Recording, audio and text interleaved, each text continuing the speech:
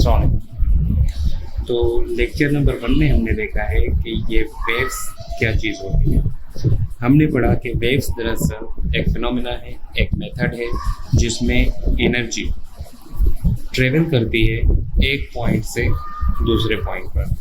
Waves एक phenomena का नाम है जिसमें एनर्जी ट्रेवल करती है एक पॉइंट से दूसरे पॉइंट पर जिस मीडियम में वो ट्रेवल करती है उस मीडियम के पार्टिकल्स एक जगह से दूसरी जगह पर ट्रेवल नहीं करते। हाँ, वो उसी जगह पर वाइब्रेट कर सकते हैं, लेकिन एक जगह से वो ट्रेवल करके दूसरी जगह पे नहीं जाएगा। इस चीज़ को वेव कहा जाता है।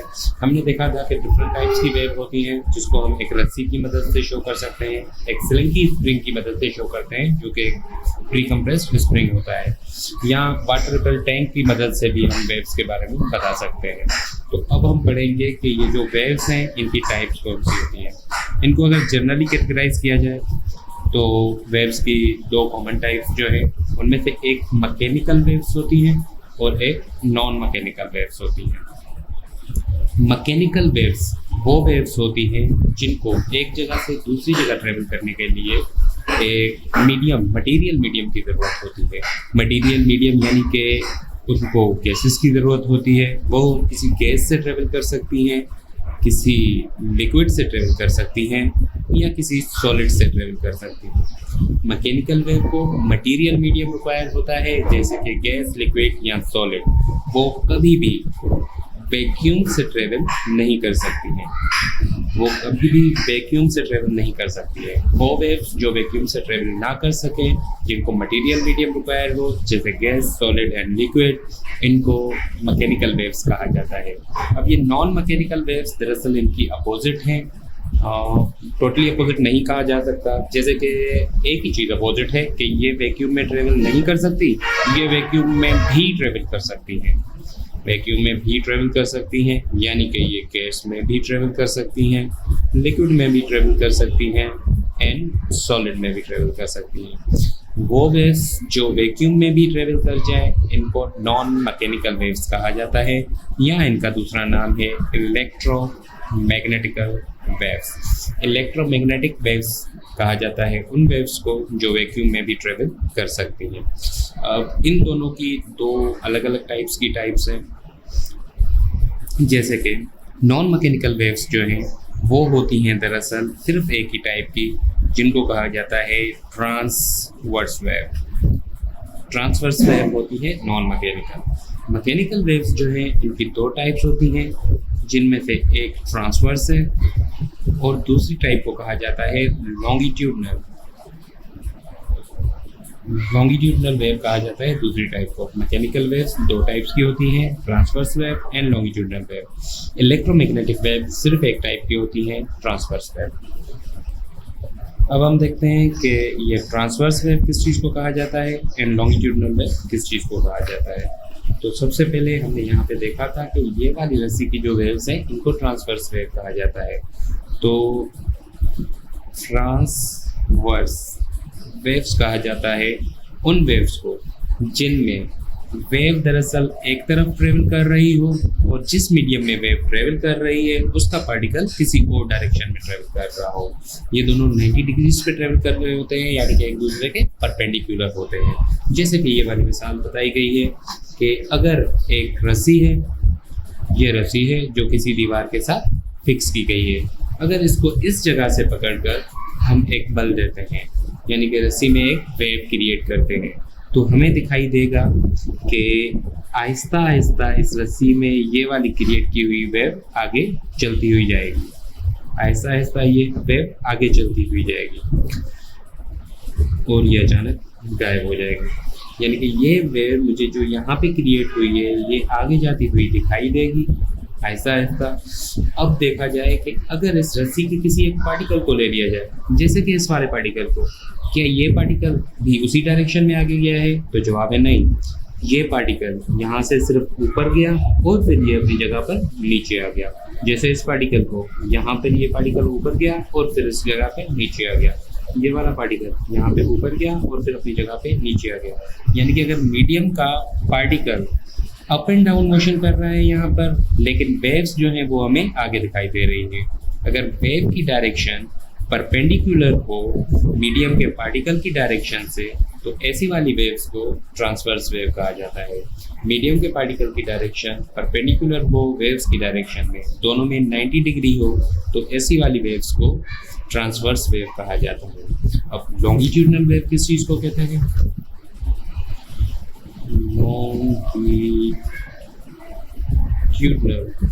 लॉन्गिट्यूडनल वेव कहा जाता है जब एक वेव का पार्टिकल और उसकी वेव एक ही डायरेक्शन में ट्रेवल कर रही हो, जिससे साउंड वेव्स हैं। अच्छा, हम देख रहे थे लॉन्गिट्यूडनल वेव।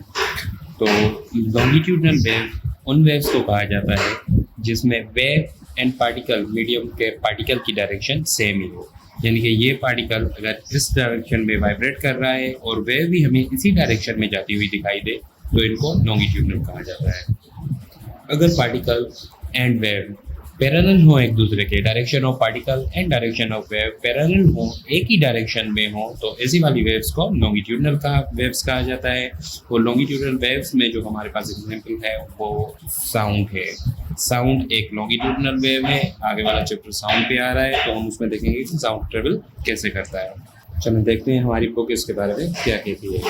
तो types of wave motion the direction in which displacement takes place within the wave motion affect the properties of wave। जिस डायरेक्शन में डिस्प्लेसमेंट हो रही है वही इफेक्ट करता है वेव्स की प्रॉपर्टीज को, कि वेव किस टाइप की है या उसकी प्रॉपर्टीज क्या होंगी। These wave types can be illustrated using slinky, long fixable steel coil और spring। हम इससे पहले देख के आए हैं कि स्लिंकी क्या होता है। स्लिंकी एक बड़ा सा स्प्रिंग होता है फिक्सेबल, या स्टील कॉइल की एक कॉइल होती है जिसको यूज़ किया जाता है वेव्स को दिखाने के लिए। which rates on the smooth table during use। अब वो कह रहे हैं जब हम एक्सपेरिमेंट करेंगे तो एक स्लिंकी को किसी स्मूथ टेबल पे रख देंगे, रेस्ट करवाएंगे उसको। And for registration each of the coil turns can represent a particle of a medium through which a wave is traveling। तो हम कह रहे हैं कि कहीं पे किसी फिक्स सरफेस पर एक स्लिंकी रख दिया जाए, रेस्ट करवा लिया जाए किसी टेबल पर, किसी फिक्स सरफेस पर, और उसकी हर कॉइल जो है वो रिप्रेजेंट करेगी एक पार्टिकल को। अब इस स्लिंकी में से हम जब वेव बनाएंगे तो दोनों टाइप्स की वेव इससे बनाई जा सकती हैं। जैसे कि इस स्लिंकी को अगर मैं अप एंड डाउन मोशन देता हूँ, इस एंड से इस स्लिंकी को अप एंड डाउन वाइब्रेशन करवाता हूँ, तो स्लिंकी का कुछ हिस्सा ऊपर, ये कॉइल्स जो हैं ये हम पार्टिकल समझ रहे हैं, तो स्लिंकी का कुछ हुआ हिस्सा ऊपर जाएगा, फिर वो नीचे आएगा, फिर ऊपर जाएगा, यानी कि एक ट्रांसवर्स टाइप की वेव बनेगी जिसमें वेव हमें आहिस्ता आहिस्ता आगे जाती हुई दिखाई देगी, लेकिन उस स्लिंकी के पार्टिकल यानी कि ये कॉइल्स जो है हमें उसी जगह पर ऊपर नीचे मूव करती हुई दिखाई देगी। जहाँ पे पार्टिकल्स एक डायरेक्शन में मूव कर रहे हो, वेव दूसरी डायरेक्शन में जा रही हो, इसको ट्रांसवर्स वेव कहा जाता है। अब इसी स्लिंकी में हम दूसरी टाइप्स की वेव भी देख सकते हैं। अगर मैं स्लिंकी को आगे या पीछे मूव करता हूँ, जिससे स्लिंकी की ये कॉइल्स जो हैं आगे पीछे मूव करेंगी और हमें आहिस्ता आहिस्ता वेव भी आगे जाती हुई दिखाई देगी। इसी वेव्स जिनमें पार्टिकल और वेव की डायरेक्शन सेम हो, पैरेलल हो, तो इस टाइप की वेव्स को लॉन्गिट्यूडनल वेव्स कहा जाता है। नेक्स्ट वो लिख रहे हैं कि ट्रांसवर्स वेव क्या होती हैं। The slinky illustrate the transverse wave in figure 10.5। अच्छा 10.5, तो उन्होंने लिखा है कि 10.5 में स्लिंकी ट्रांसवर्स वेव बना रहा है, जबकि यहाँ पे हम देख सकते हैं कि 10.5 में जो है ट्रिपल 10 का एग्जाम्पल दिया हुआ है, यानी कि ये दरअसल 10.5 नहीं लेकिन स्लिंकी की ट्रांसवर्स वेव वाली एग्जाम्पल की इलस्ट्रेशन है जो कि है 10.3। तो वो कह रहे हैं कि 10.3 में स्लिंकी एक ट्रांसवर्स वेव बना के दिखा रहा है हमें। उसके बाद वो कह रहे हैं move the free end of the slinky up and down repeatedly. ये जो फ्री एंड है स्लिंकी का, इसको अगर अप एंड डाउन मूव करते रहेंगे, these up and down movements of the coil produce oscillation, जिसकी वजह से यहाँ पे वाइब्रेशन या ऑसिलेशन पैदा हो जाएगी। Have you notice that when coils move up and down the direction of the wave motion is perpendicular to the direction of oscillation। We call this type of wave is transverse wave। figure 10.7। तो figure 10.7 ये रही। figure 10.7 वो कह रहे हैं कि जब किसी वेव का particle up and down motion करे और वेव हमें आगे जाती हुई दिखाई दे, तो इस वाली वेव को हम ट्रांसवर्स वेव कहते हैं। In the light of the above experiment, transverse wave can be defined as, definition लिखी हुई है। ट्रांसवर्स वेव की डेफिनेशन है, transverse wave are waves that travel in a direction perpendicular to the direction of motion. Transverse wave उन waves को कहा जाता है जो ट्रेवल करती हैं perpendicular to the direction of wave motion, जिसके पार्टिकल्स ट्रेवल करते हैं perpendicular to the direction of wave motion, या जो वेव ट्रेवल करती है perpendicular to the direction of particle motion, उनको ट्रांसवर्स वेव कहा जाता है। ट्रांसवर्स वेव की डेफिनेशन के बाद कुछ टर्म्स लिखी हुई है जो रिलेटेड हैं ट्रांसवर्स वेव से। इनको पढ़ने से पहले हम देख लेते हैं कि लॉन्गिट्यूडनल वेव्स क्या है।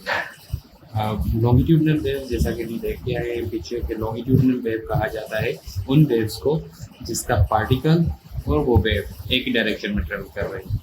तो यहाँ पे लिखा है, स्लिंकी की एग्जाम्पल लेते हुए ये समझाया गया है कि the slinky illustrate the longitudinal wave in figure 10.8। अच्छा, 10.8 में यहाँ पे ट्रांसवर्स वेव के बारे में लिखा हुआ है, तो ये बात कर रहे हैं दरअसल 10.9 की। 10.9 स्लिंकी जो है एक लॉन्गिट्यूडनल वेव बना रही है 10.9 में, लॉन्गिट्यूडनल वेव इन स्लिंकी 10.9 में स्लिंकी एक लॉन्गिट्यूडनल वेव बना के दिखा रही है। ये हमें यहाँ पे दिखाई दे रहा है कि ये देखिए यहाँ पर एक साथ है, पार्टिकल इस तरफ जा रहे हैं और वेव यहाँ पर भी हमें दिखाई दे रही है कि यानी कि एक वेव है तो उस तरफ जा रही है, और पार्टिकल्स भी जो इसकी वेव हमने कहा था कि इसकी कॉइल्स को पार्टिकल कंसिडर किया जाएगा, तो पार्टिकल्स भी दरअसल इसी तरफ जा रहे हैं। अभी ये क्रिएट करना वो दिखा रहे हैं कि move the free end of the slinky forward and backward.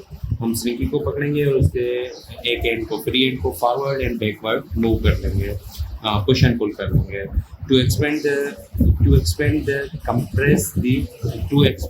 Compress the slinky repeatedly, जिससे वो कंप्रेस होता रहेगा और एक्सपेंड होता रहेगा, बार बार एक्सपेंड करेंगे, कंप्रेस करेंगे, एक्सपेंड करेंगे, कंप्रेस करेंगे।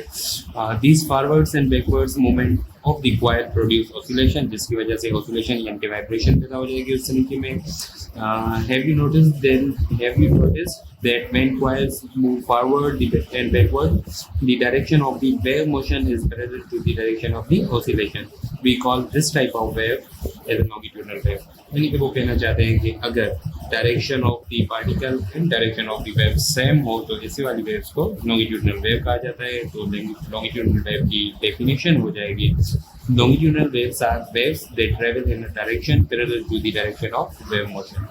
लॉन्गिट्यूडनल वेव उन वेव्स को कहा जाता है जो उसी डायरेक्शन में ट्रेवल कर रहे हैं जिस डायरेक्शन में वेव ट्रेवल कर रही हो, जिसके पार्टिकल उसी डायरेक्शन में ट्रेवल कर रहे हैं जिस डायरेक्शन में वेव ट्रेवल कर रही हो, या वेव उस डायरेक्शन में ट्रेवल कर रही है जिस डायरेक्शन में पार्टिकल ट्रेवल कर रहे हैं।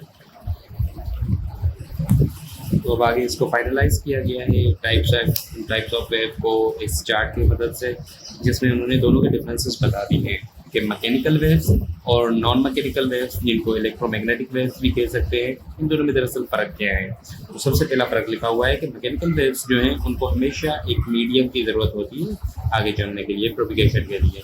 Mechanical waves are such waves that need a medium for propagation, इनको आगे बढ़ने के लिए मीडियम की ज़रूरत होती है, जबकि हमें पता है कि इलेक्ट्रोमैग्नेटिक वेव को कोई मटेरियल मीडियम रिक्वायर नहीं होता है, वो वैक्यूम में भी ट्रेवल कर सकती है। Electromagnetic waves are such waves that do not need a medium for propagation, वो वैक्यूम में भी ट्रेवल कर सकती है। उसके बाद है mechanical waves are produced by vibratory motion in a respective medium, किसी मीडियम में जब वाइब्रेशंस होगी तो मैकेनिकल वेव्स पैदा होंगी। इलेक्ट्रोमैग्नेटिक वेव्स आगे चल के हम पढ़ेंगे कि ये दरअसल क्या होती है, फील्ड्स चेंज होने की वजह से या फील्ड्स के आपस में इंटरेक्शन होने की वजह से ये क्रिएट होती है। Electromagnetic waves are produced by changing of electric and magnetic field, electric और मैग्नेटिक फील्ड जब एक दूसरे से इंटरेक्शन करती हैं तो इलेक्ट्रोमैग्नेटिक वेव्स प्रोड्यूस होती हैं। उसके बाद लिखा हुआ है कि sound waves, water waves and seismic waves are some examples of mechanical wave. हमने को पढ़ा कि आगे चल के हम साउंड पढ़ेंगे जो मैकेनिकल वेव की एग्जाम्पल है। साउंड वेव्स जो है वो मैकेनिकल वेव्स की एग्जाम्पल है, जैसे वाटर वेव्स हैं वो भी मैकेनिकल वेव्स की एग्जाम्पल है। तो इलेक्ट्रोमैग्नेटिक वेव्स जो हैं वो रेडियो वेव्स हैं, माइक्रोवेव्स हैं, light waves, UV waves, infrared and some other examples are there for electromagnetic waves. उसके बाद लिखा हुआ है कि मैकेनिकल वेव्स जो हैं वो कंसिस्ट करती हैं transverse wave as well as longitudinal wave. और हमने पढ़ा कि इलेक्ट्रोमैग्नेटिक वेव्स जो है वो सिर्फ और सिर्फ ट्रांसवर्स वेव की होती हैं। उसके बाद लिखा हुआ है कि मैकेनिकल वेव वैक्यूम से ट्रेवल नहीं कर सकती, जो कि इसका पहला पॉइंट ही था, और इलेक्ट्रोमैग्नेटिक वेव ट्रेवल से वैक्यूम से ट्रेवल कर सकती हैं। इंडीड उनकी स्पीड जो है वैक्यूम में सबसे ज़्यादा होती है, जो कि है 3 × 10⁸ मीटर पर सेकेंड, जिसको स्पीड ऑफ लाइट भी कंसिडर किया जाता है। तो वैक्यूम में इनकी स्पीड सबसे ज़्यादा होती है, जो कि 3 × 10⁸ मीटर पर सेकंड है। और मैकेनिकल वेव्स तो वैक्यूम से ट्रेवल कर ही नहीं सकती, तो मैकेनिकल वेव्स ट्रेवल करती हैं through their medium at different speed depending upon the physical quantities of their respective medium. Mechanical wave जिन मीडियम में ट्रेवल करती है उन हर मीडियम में इसकी स्पीड अलग होगी, गैस में अलग होगी, लिक्विड में अलग होगी, सॉलिड में अलग होगी। और इलेक्ट्रोमैग्नेटिक वेव भी अलग अलग स्पीड्स पे ट्रेवल करती है। इन दोनों की स्पीड्स के बारे में आगे चल के पढ़ेंगे कि ये कैसे एक दूसरे के रेसिप्रोकल है, यानी कि ये जिन मीडियम में ज़्यादा तेज ट्रेवल करती है ये उनमें स्लो ट्रेवल करती है।